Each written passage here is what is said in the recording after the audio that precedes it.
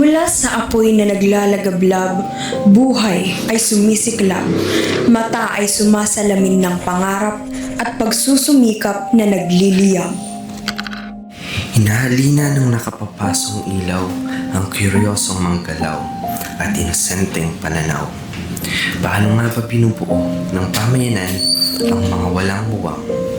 Paano pinuprotektahan ang may kahinaan?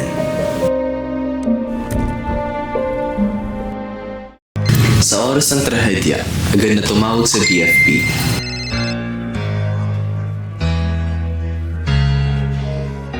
Bumababa ng mahigit 40% ang bilang ng mga insidente ng sunog sa Pilipinas sa unang mga buwan ng 2025 kumpara sa kaparehong panahon noong 2024 ayon sa Bureau of Fire Protection.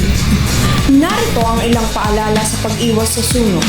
Una, ilayo ang bata sa posporo, lighter at kandila o sa kahit anumang maaaring makasanhi ng sunog. Pangalawa, maghanda ng fire extinguisher kung maaari.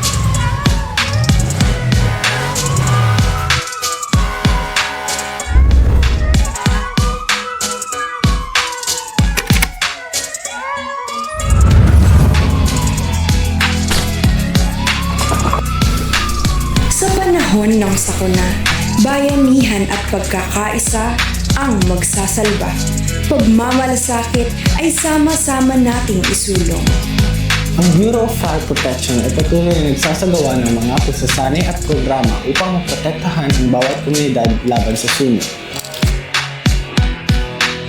Bilang nito ang pagsasanay sa mga barangay officials at first responders upang mas mabilis na makatugon sa oras ng sakuna.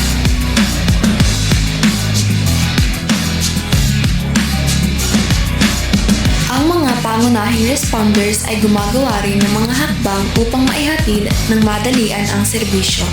Sila rin ay humahasa ng mga kabataan at mamamayan na unang rumeresponde sa bawat barangay.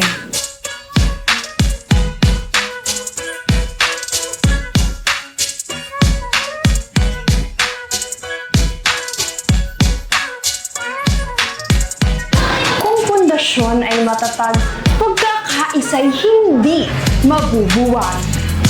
Bawat isa ang magsisilbing aninag. Yung pagdadamayan, ating ibubuhaghag. Lahat na tulong na pinag-iisa, tinutugunan ng positibong resulta. Sa tibay ng samahan, bawat pangarap ay nagiging tagumpay ng bayan.